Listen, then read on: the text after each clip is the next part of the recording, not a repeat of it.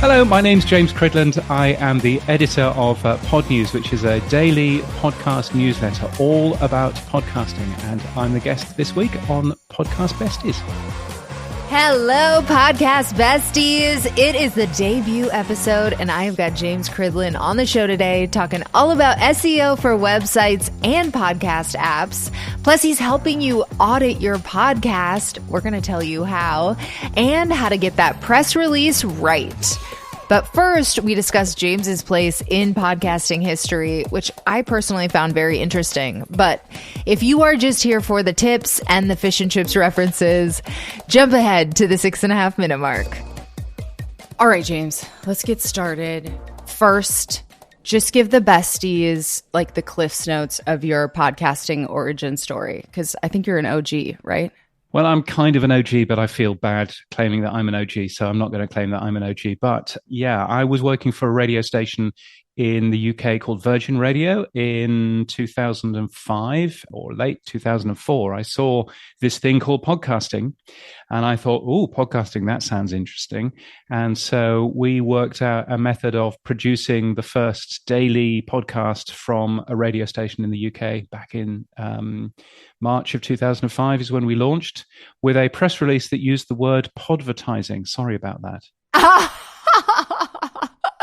So you were a radio guy going into it. Yeah, so I was a radio guy going into it. Thankfully, not behind the microphone there, but I ended up writing all of the I wrote the RSS feed, but I also wrote the system that would actually turn a 4-hour radio show into a half-hour podcast, and that seemed to work really well. And we were getting thousands of downloads per episode back then. So it was clearly a thing that people liked and a thing that people really, really wanted. But yeah, it was a long, long, long time ago. And in the same month, we ended up launching the world's first streaming radio app for a radio station. So you could have a listen to us. We didn't call it an app because we didn't know that that's what we were supposed to call it, because that hadn't been coined. So we called it a 3G radio tuner, which is very old fashioned. And so this was the days when mobile phones didn't have Wi-Fi in them. So in order to listen to the radio station, you had to use your very expensive data. It streamed at a whole 8 kilobits a second, so you can imagine how good it sounded. And, oh my God, so, you can definitely claim the OG mantle. I think that's well deserved. It's a long, long time ago. So were there other podcasts at the time? Like, I mean, early podcasts I remember listening to, especially UK, was like Ricky Gervais. Like, was he even podcasting at the time? He wasn't podcasting by then. There's actually a whole page on the history of podcasting in the UK at the Podnews website, if you want to go and see all of the chronology there. He wasn't podcasting at the time, but the BBC was. There was a very, and it's still podcasting now, a very cerebral podcast called In Our Time, with Lord Melvyn Bragg. And yes, it's a very, it's all about philosophy and ancient history and, and what the Greeks did and all this kind of stuff. So they were doing that, and they started in November of 2004. Really one of the very first to be putting shows out as a podcast. But there were a few others. I ended up speaking at the first podcast conference, I think in Europe, called Podcast Con in June of 2005. And there were lots of proper OG podcasters then. And I remember being shouted at by the audience because I was from mainstream media. Boo, you shouldn't be in our space. This is our space. And literally it was, I was supposed to be talking for 45 minutes. And it was basically 45 minutes of the crowd shouting at me, telling me that I shouldn't be in their space and leave them alone. So that was fun. That's so funny, because now I feel like you're so independent. It's like you can't accuse you of being so like Mr. Mainstream Media.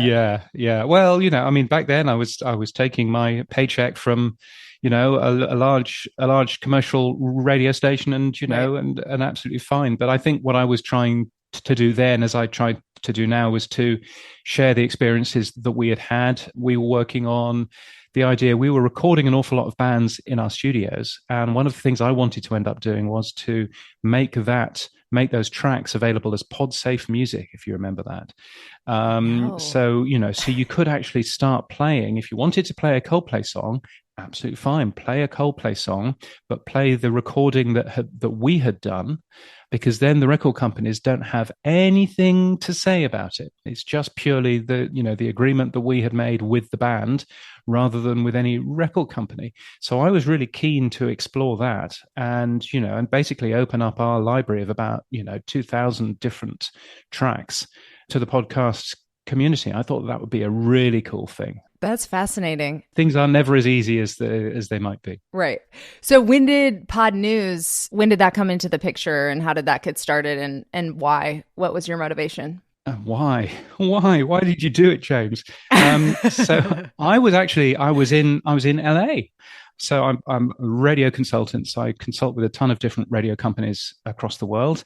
And I was speaking at the Worldwide Radio Summit, which is, I think, one of these jokes that you Americans do, where you claim that something is worldwide because you invite one person from the rest of the world. Okay, no need to roast. And I was there, much like your worldwide, what is it, baseball thing? Anyway, let's not go there. So I was there, and I was chatting with a friend of mine in the bar, and he was saying, where do you get your podcast news? And I said, well, there's Nick Quire, and that's kind of about it. And he said, don't you think there might be something for the whole industry? Because Nick is great, but Nick writes very much about craft and not that much about business and and all that kind of stuff.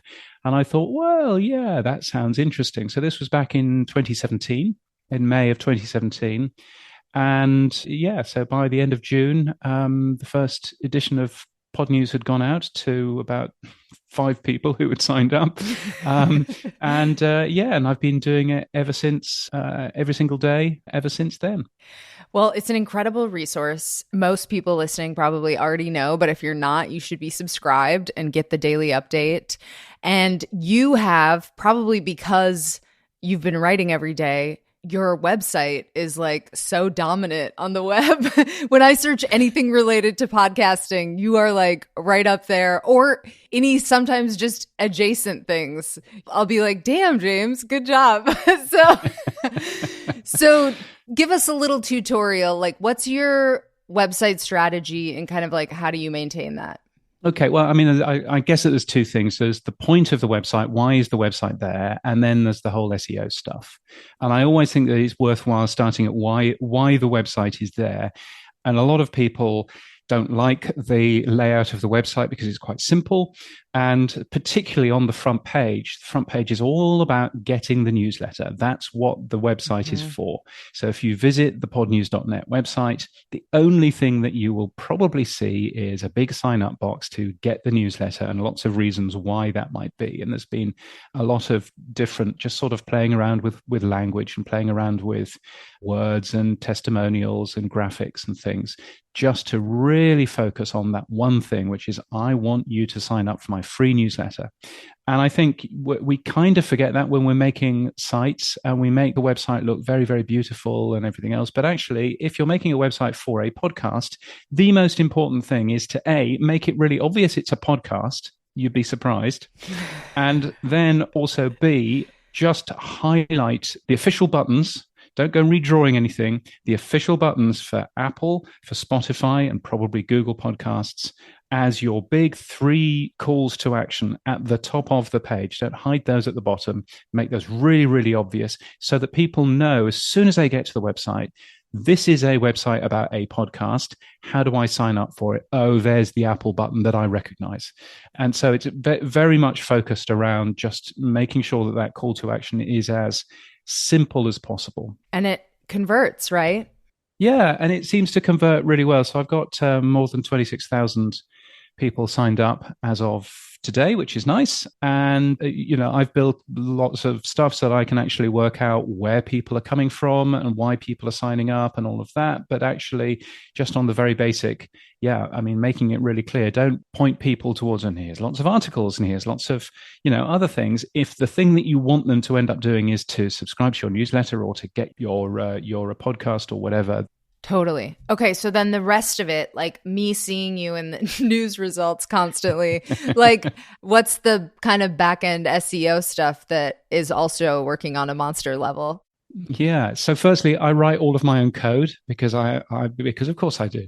Right. So I think the most important thing for SEO is not necessarily to read too much of the SEO stuff, but to really focus on simple, well designed in terms of the HTML, well designed web pages so that Google and Bing and I guess ChatGPT and everybody else actually know what that page is all about. There are a few additional features that you can do around. There's something around schema, which is putting a little bit of JSON code in your website, which again helps a search engine understand what that page is all about. And you'll find if you view the source of any of the the pages that I've put up there, you'll find that there's a little bit of JSON in there as well, just to sort of help with that.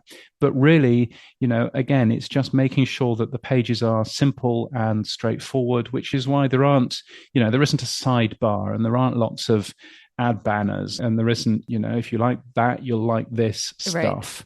Right. It's very, very focused on what the content is, and that seems to work in terms of SEO. So when you talk about, sorry, I don't know these words for sure, but schema and JSON, are those like metadata things that are behind the website that are like just telling them what's inside that's not necessarily on the page? Yeah, exactly. So I've got an awful lot of podcast pages, for example. So they're pages about a specific podcast. And the reason why I built those is because I use an Android phone. I didn't want to always link to Apple because an Apple phone link is pointless for me as an Android user.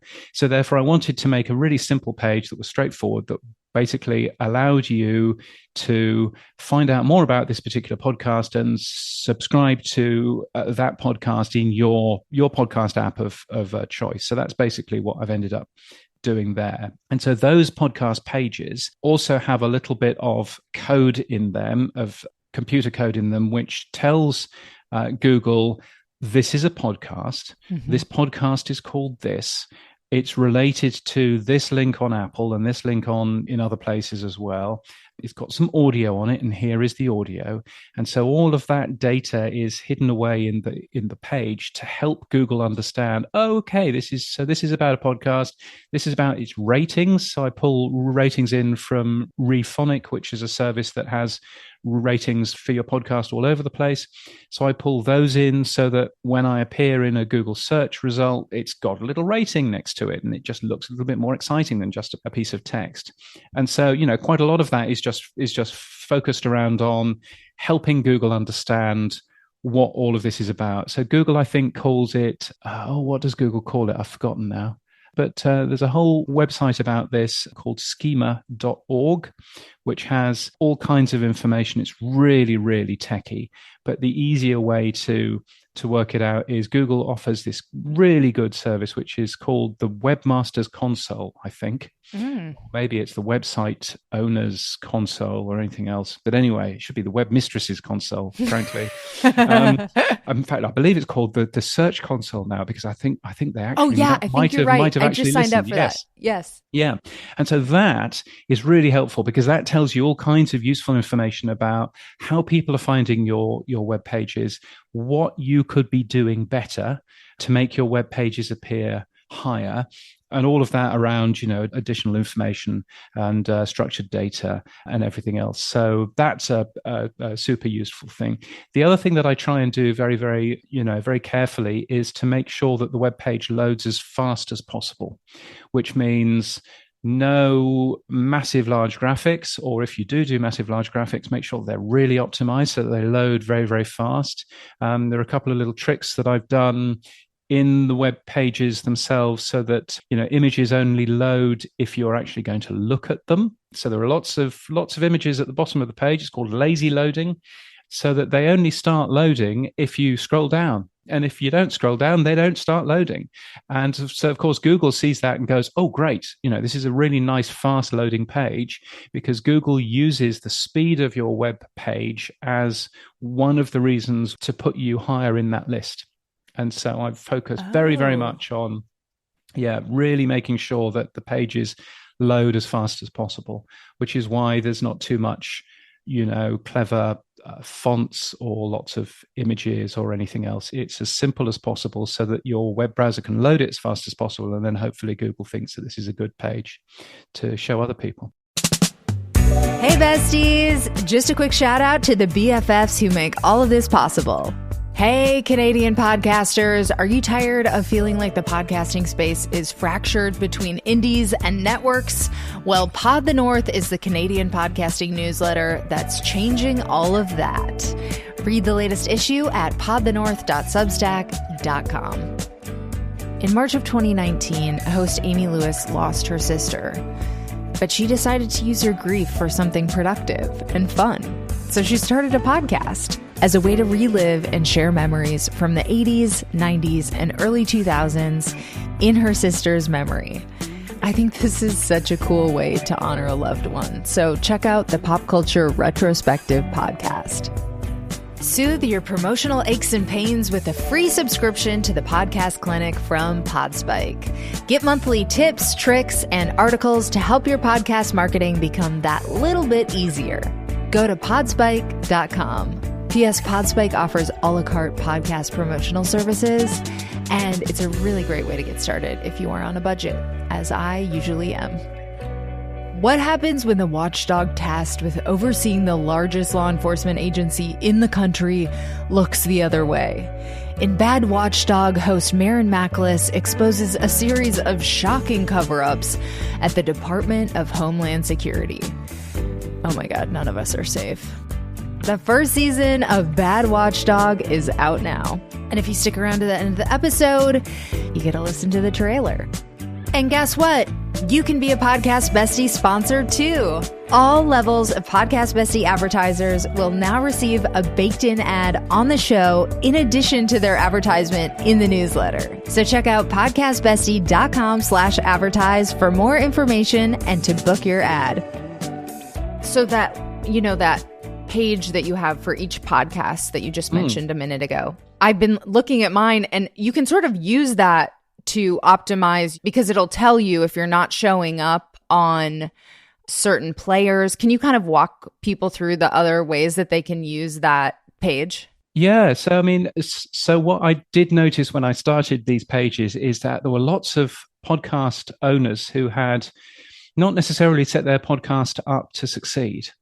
So, maybe we'll go on to SEO within podcast apps, which is a whole different kettle of fish. But I did notice that, for example, there are some podcasts that haven't put a website address in their RSS feed. So there's no way for you to link back to the website of the podcast because they haven't put that in the RSS feed. You need that if you're going to appear in Google Podcasts for a start, but also it's really handy because you obviously want people to go and have a look at your website and to find out how to donate to you or find out how to learn more information about the hosts or whatever it is. So I thought, oh, right, okay, well, I can catch that and I can put something at the bottom. There's a little thing that says information for podcasters. And I can put something at the bottom that says, oh, by the way, there's no link to a website here. You might want to think about that. And then I thought, oh, well, actually, there are quite a lot of other things that I've noticed that some podcasters are getting wrong. So, a space after the title. Oh. It's really easy to do that in your podcast hosting company, to leave a space after the title. But actually, that breaks a few things. So I highlight that, and I highlight when you haven't written enough for your show description, and I highlight all kinds of things, and podcast trailers, which are really, really important. Every podcast should have a trailer. So all of this stuff is all just sort of there are little checks that happen in that page. So so if you were to search for your own podcast at the podnews.net website, then you may find some stuff. Sometimes I get it wrong, but you may find some stuff in there that might help. I have one question about mine that I will email you about because there's only one thing I can't fix. But I think that's so handy. I think everyone should check out their page because you probably will find a couple things you weren't expecting. So, okay, you are obviously very tech savvy. You code your own site. Do you have any tips, dummy-proof tips for podcasters and SEO? Is there anything else that you think people should be incorporating? I mean, just on a really basic level, and this is a really basic level, make sure that your podcast is called something which makes it obvious what the podcast is about.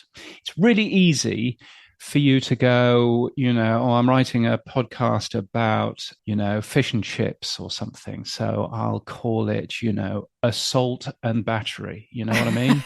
And won't that be funny? And that'll be really, really hilarious. And then you wonder why no one finds your podcast. Nobody's found your podcast because it doesn't say a fish and chips podcast. Exactly. That's a very British reference, but you know what I mean?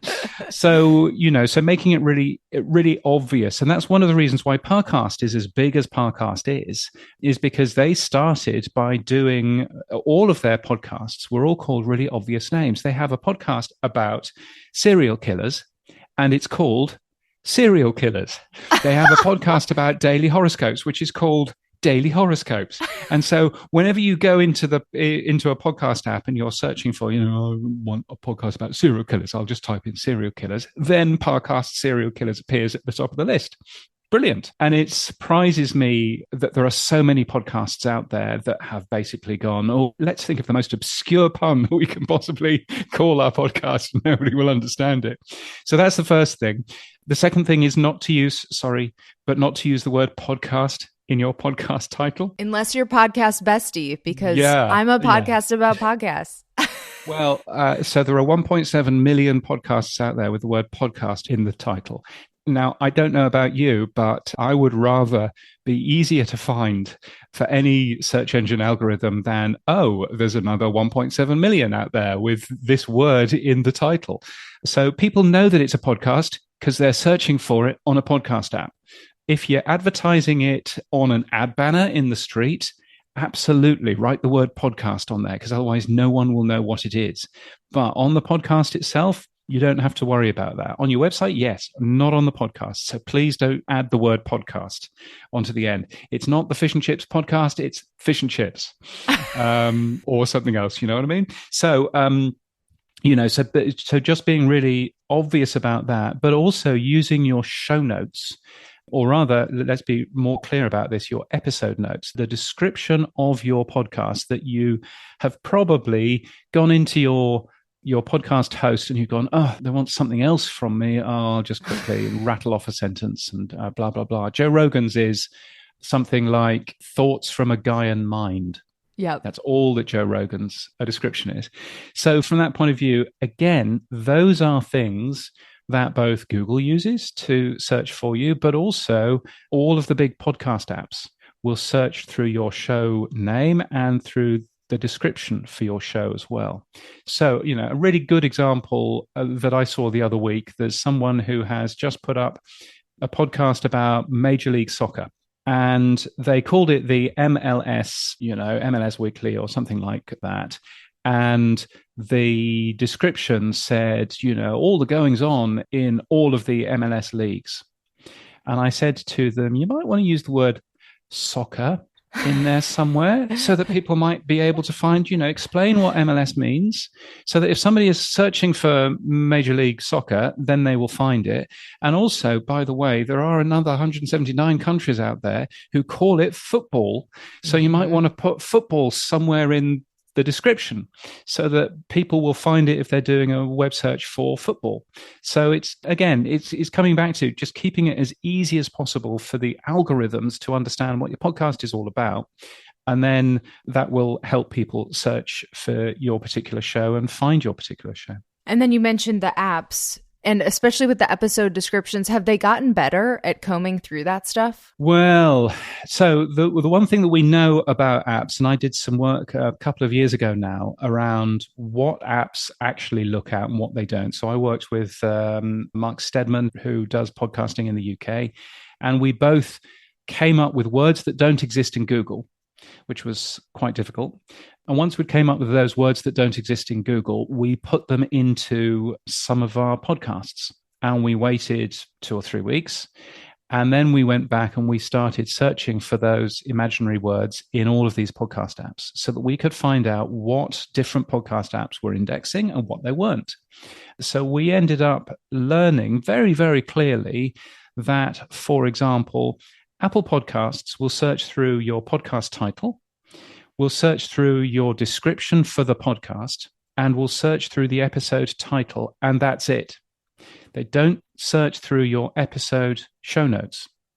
So if you put lots of information in your episode show notes about, in this episode, we're interviewing so-and-so, and he'll tell us the best way to batter a fish, it won't have any of that information in Apple Podcasts, or at least wouldn't at the time, because Apple Podcasts wasn't looking at that thing. Now, I think Spotify does, but Apple doesn't. So really, again, that focuses on, all right, making sure that your episode titles are as clear as possible. So they need to be short, because otherwise, you'll be penalized, normally. But they also need to say what is in that particular show. So don't call it episode 25. Call it who the guest is and maybe what you might learn in that particular show. I think we go slightly overboard on the Podnews Weekly Review, which is an hour-long show that we do every single week. We normally squeeze a bit too much into the title, but it really helps the search engines find what that show is about. Yeah, I used to be like super artsy or try to be like clever in my titles, and sometimes not even put the guest name in the episode description. And then I realized how stupid that was, because when people are searching for this exact guest, sometimes they can't find them. Yeah. Hey, besties, you know how it goes. I got to interrupt because I need those ratings and reviews. Help, help, help. My goal is just to get on the scoreboard with this episode. I want 5 ratings on Spotify and 5 ratings and reviews on Apple Podcast. And because we all know Apple Podcast reviews are such great social proof, I have got a deal for you.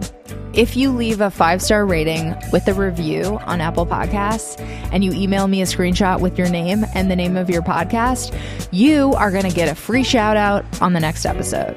Okay? It's like a free ad. I'm like Oprah over here. You get a shout out. You get a shout out. You get a shout out. But seriously, it's that easy. Thank you for your help. Okay, now back to James. Okay, so more broadly, for independent podcasters in general, but especially the indie folks, you see a lot of press releases, you see a lot of news every day, so you're on the pulse. What's your audit? Like, what are missed opportunities that you see, not just with websites, but anything production or marketing or monetization, like whatever? Wow, missed opportunities. I mean, I think number one is the power of the transcript. Transcripts are really helpful and useful. They're obviously good for people who can't hear very well. And so frankly, you should be doing them anyway, but they also help with SEO, and, Google can actually read through. There's a fair amount of evidence that Apple Podcasts is actually producing transcripts and things of your show under the hood anyway to help with their search now. But putting a transcript onto a web page is not going to harm anything, and will be a good plan. There are plenty of automated ways that you can do that. Hindenburg has just released a brand new version of their audio editor, which automatically does transcripts. Descript does them, et cetera, et cetera. So those are really important. But I think also, just on a really basic level, making sure that you know how to explain what your podcast is about. Eric Newsom has written a really good book called Make Noise. He used to make loads of podcasts at NPR. He now runs his own podcast company called Magnificent Noise. Make Noise is a really good book that I would recommend to anybody that is making a podcast. And one of the things that it says in there is the magical, I think he says either 12 words or 10 words, which is the explanation of what your podcast is. If you can't explain what your podcast is in 10 or 12 words, then you should probably stop making your podcast and work out what your podcast is about. Because if you don't know what your podcast is about, that's probably not a great thing. So really focusing on, what is the 12 words of that particular show? What is it there to do? And then make sure, obviously that would be a great description or a great start to one, but it also really helps you understand what the press release should be about and what you should be focusing on. Quite a lot of the time, I will get a press release and they will use all of the words like, uncensored talk and, and real saying things unfiltered, Taboo and all topics. This kind of stuff. Yeah, exactly. And I'm there going, yeah, but what's it about? What is actually in this podcast? There are 1,700 podcasts out there which are called Real Talk. So making it really obvious what your podcast is about. I'm really surprised that there are so many people who will send a press release and not have that. So that's one thing. The other thing I would say is if you're going to send a press release out to websites, I don't know if you've ever seen a website before, but they've all got pictures on them. They've all got pictures on them.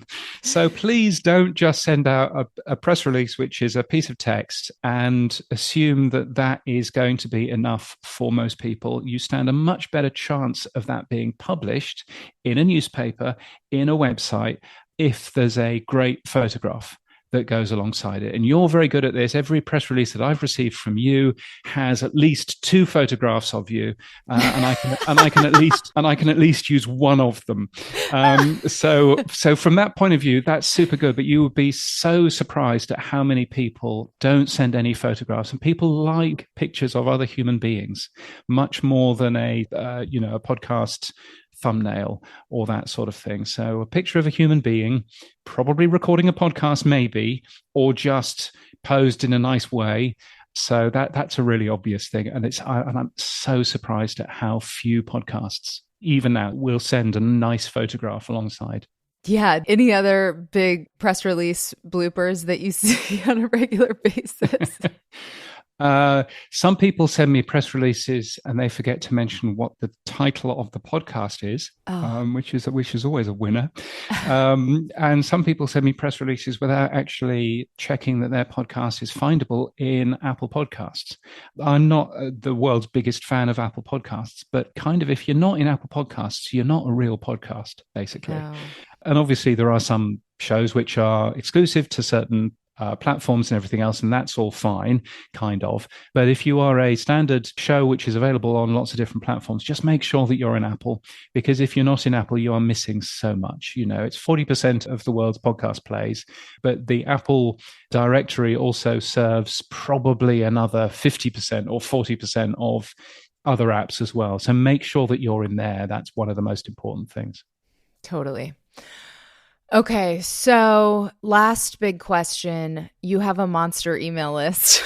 Do you have any advice on how to grow that? Obviously, huge tip, just make it front and center on your website. Any other little tidbits? Yeah, I mean, make it front and center. Also, buddy up with other people who are doing similar things. I think that there's a thought that other newsletters or other podcasts that are in a similar field are your competition, and they're really not. They're people who are in the same sort of space as you are. And actually, if you're a fan of, he says, coming back to fish and chips again, but if you're a fan of fish and chips, I'm clearly hungry this morning. If you're a fan of fish and chips, then yes, there will be people listening to your fish and chip show, but there are also going to be people listening to other shows all about how to make a great plate of fish and chips. So working together with those people is a good thing to grow the entire industry and grow your niche, or your niche, if you prefer it better that way. So yes, I think that's, an important thing. But yeah, I mean, make it really obvious in terms of your newsletter, how to sign up, what you'll get. There are quite a lot of newsletters where you don't know what you're going to get, and I would much rather read one prior to signing up. And also, don't abuse that. There are some people who I've signed up for newsletters from, and I get all kinds of stuff, and they've discovered an affiliate deal with, I don't know, some car insurance company, and they and so one, update is, oh, by the way, if you want to help the show, then buy this car insurance from this guy. No, really, no, please don't do that. So treating people kindly, treating people well, is probably a good plan. And yeah, hopefully there won't be any affiliate deals for car insurance in Podnews anytime soon. We'll know things have really gone off the rails when we see that. Yeah, Exactly what? One of the biggest lessons that I've gotten doing this, and that I've taken to more of my other podcasts, which aren't quite so service related, but just like the value in serving your audience and like showing up and trying to like make good on that doesn't involve a lot of affiliate links necessarily, but you get people coming back. Yeah. Oh yeah. And just, treating your audience well, being consistent is the other thing. And that goes for newsletters, but it goes for podcasts as well. If people understand, you don't go into a McDonald's one day and all of a sudden you get a pizza. Right. Apart from that place in Orlando where you do actually get McDonald's pizzas. Oh my God. Which is the weirdest thing. But yeah, the reason why McDonald's is a really successful hamburger place isn't because it serves the best hamburgers. It does a really consistent job. And wherever you are in the world, if you just want a bit of comfort food, you know that you can go into a McDonald's, you'll know the sort of things that are in there.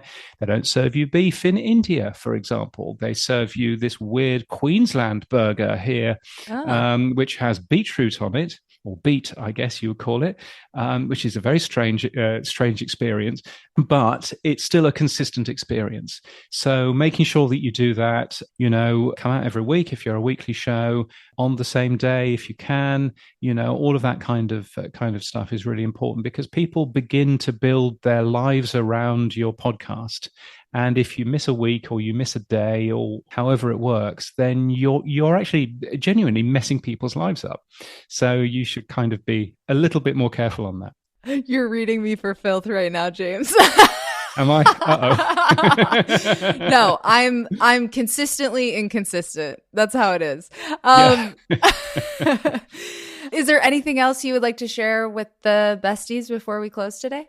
Wow, gosh, no. I mean, I think I've said way too much already. But I guess the other thing I would just say is get the most out of the content that you make. And that means not just putting out a podcast, but, whether it's making a transcript of that and putting it on your website or making an article of what you've made and putting it on your website, cutting it into bits to make it available on other platforms as well so that people find it. And then perhaps going back, if you can't do a show one week, then going back and saying, okay, can't do a show this week because of, X and Y, but here's a bit of a show that I did a couple of months ago about such and such. It's a really good and quick way to keep that consistency going. And you would be surprised how many people have just found your podcast and have never heard that particular episode. So don't be afraid to rerun stuff on occasion where it makes sense. I love that tip. I've been trying to do that more, and it's a lifesaver sometimes. Thank you so much, James. This has been great. Well, thank you so much. It's been fantastic to be a podcast bestie. Hell yes. James was the perfect first guest. The only downside is you're going to be thinking about fish and chips for the rest of the day. Maybe that's an upside. I don't know. Anyway, thanks so much for tuning in to the very first episode of Podcast Bestie. For more of my audio creations, check out my other podcasts. I have Private Parts Unknown, which is about love and sexuality around the world, and The Bleeders, about book writing and publishing. And you can follow me between episodes at Courtney Kosak, that's Kock, on Instagram and Twitter. And of course, I send out a lot of newsletter exclusives to my besties, so you're going to want to make sure you are on that email list.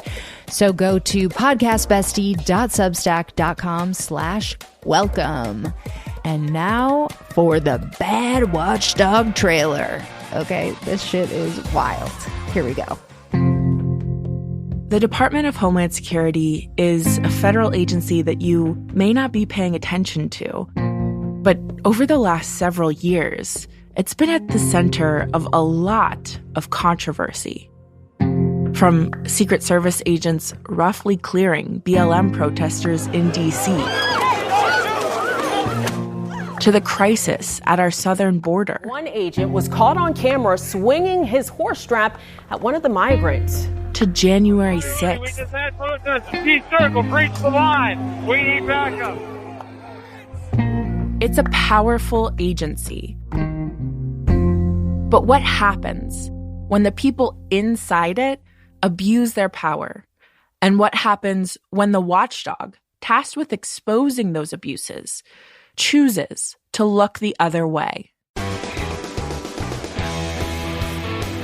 This is the guy running the watchdog shop, but he doesn't want to raise red flags when clearly they're warranted. President Trump was firing inspectors general left and right if they displeased him. There's enough smoke here to know that there's a fire burning somewhere. How the hell am I going to be a Border Patrol agent if I can't protect myself? And I can't do this anymore. I said, I don't even believe in what we do anymore. The people I arrest are less criminals than the guys I'm sitting next to. Joseph Kafari is giving cover to abusive agents within the ranks. All of these people said that when they reported things, it was detrimental to their career. I mean, this is the story of an agency. This is a podcast about finding the truth and holding people accountable, which is essentially, and not coincidentally, the work of an inspector general. I'm Maren Mackless, and from the Project on Government Oversight, this is Bad Watchdog, a new 6-part investigative series launching Thursday, January 26th. Listen and follow wherever you get your podcasts.